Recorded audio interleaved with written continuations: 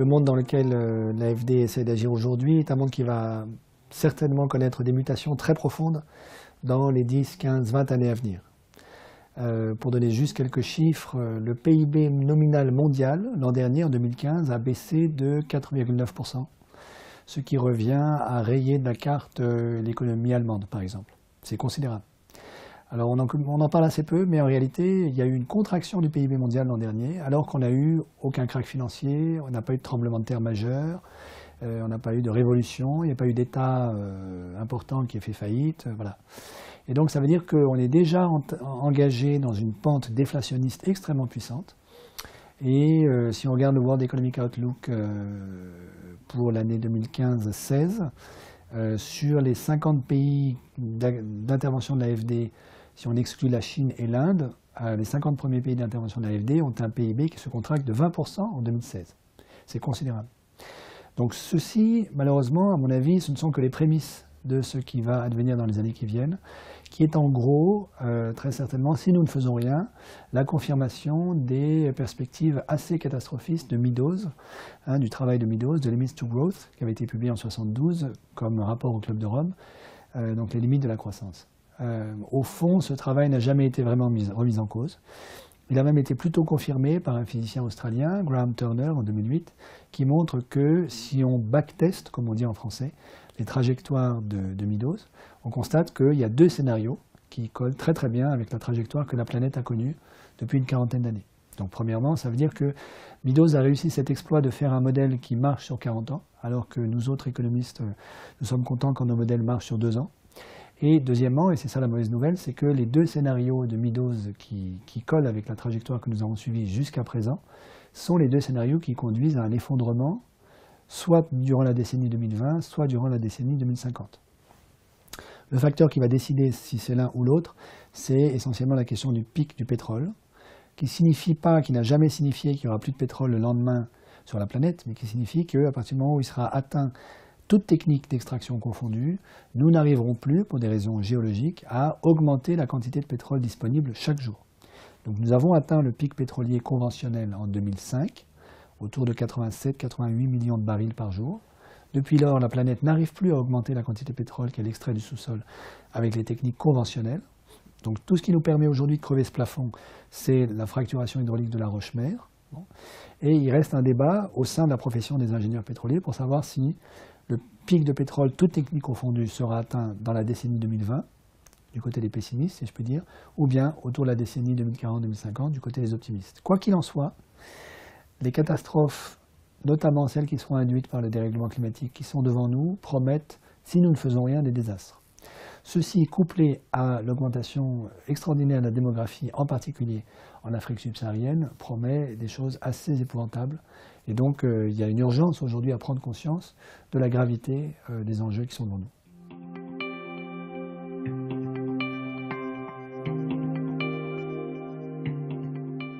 Les phénomènes sont assez bien connus, malheureusement. Vous avez la montée des eaux, qui va condamner une bonne partie du littoral, alors que 70% de la population humaine vit sur des littoraux.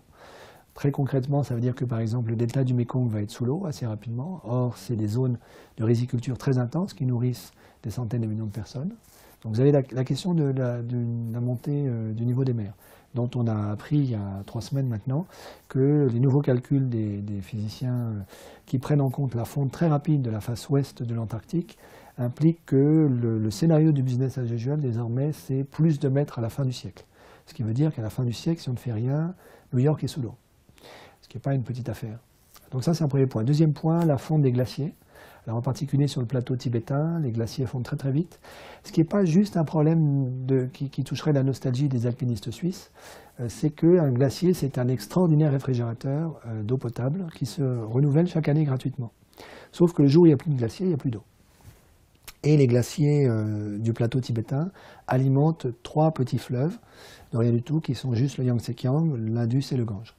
Et donc on peut malheureusement estimer que d'ici 25 ans, ces 3 fleuves pourraient être à sec pendant la saison sèche, si nous ne prenons pas des mesures dès maintenant.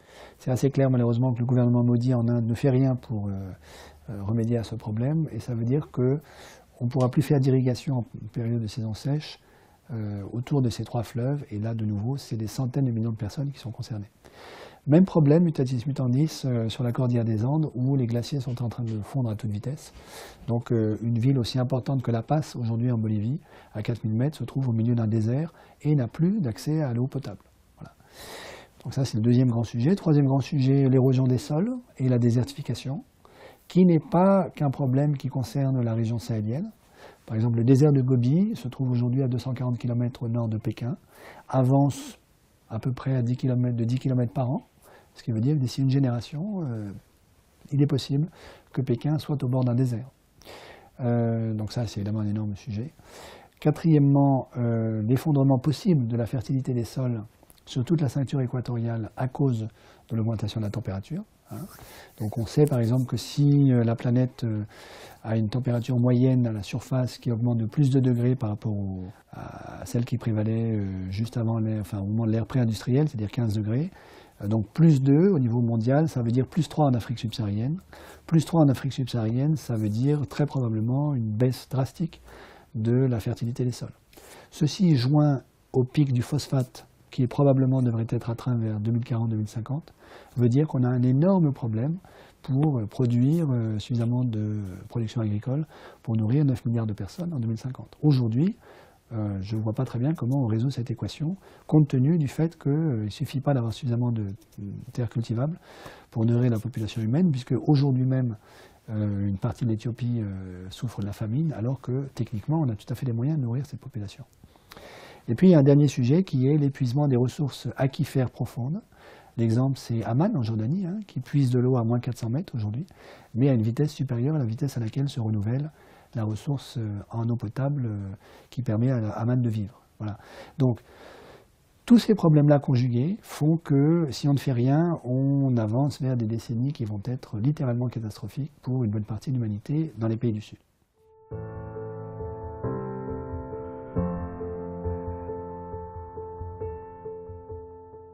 Le climat de Bordeaux dans une génération, c'est le climat de Séville aujourd'hui.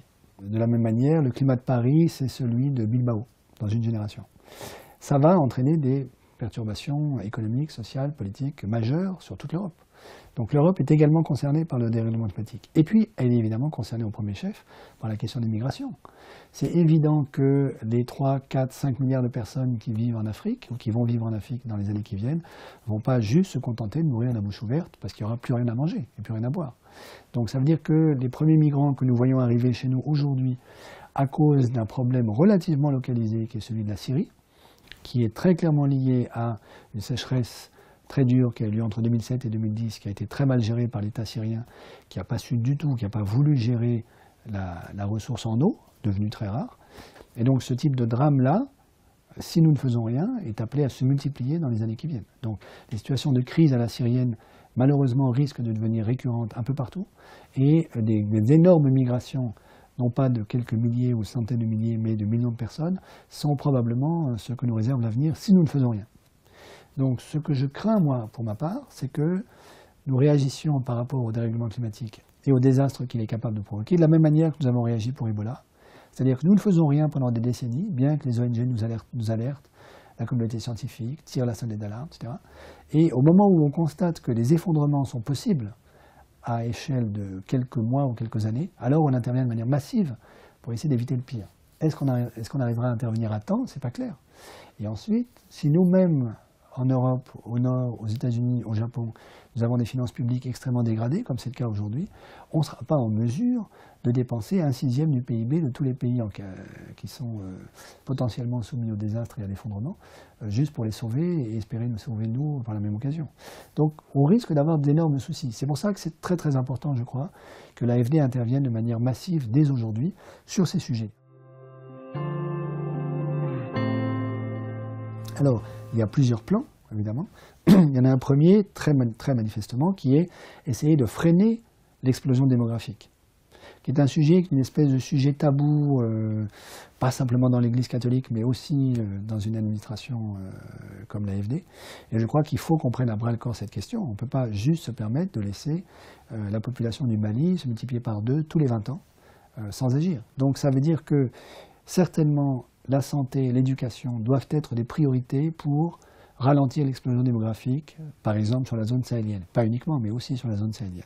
Sinon, très vraisemblablement, certains pays vont être tentés par des réactions autoritaires du type chinois pour juguler l'explosion démographique. Donc si on veut éviter une politique à la chinoise, il faut mettre le paquet sur l'éducation des jeunes filles, proposer un planning familial raisonné qui permette aux femmes éduquées de réguler leur naissance, d'espacer leur naissance, proposer également des accompagnements des systèmes de retraite qui permettent aux personnes âgées et à ceux qui vont le devenir, comme nous tous, de comprendre qu'ils n'ont pas besoin d'avoir 10 enfants pour assurer leur vieux jour, faciliter une mécanisation propre, non carbonée, de l'agriculture, puisque le constat qui est fait par les agros, c'est que dans des sociétés rurales dans lesquelles l'essentiel de l'agriculture est manuel, il vous faut avoir beaucoup d'enfants pour avoir des bras pour cultiver.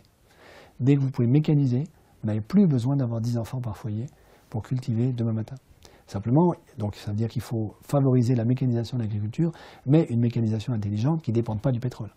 Puisque dans tout ça, évidemment, il y a aussi la contrainte écologique, enfin climatique dont il faut tenir compte. Donc ça donne tout un volet déjà immense de champs d'intervention avec comme objectif de limiter l'explosion démographique. Ensuite, il y a évidemment l'énorme question de l'adaptation aux catastrophes que le dérèglement climatique va être capable de provoquer, à la montée des eaux, l'érosion des sols, la désertification, l'épuisement des ressources aquifères.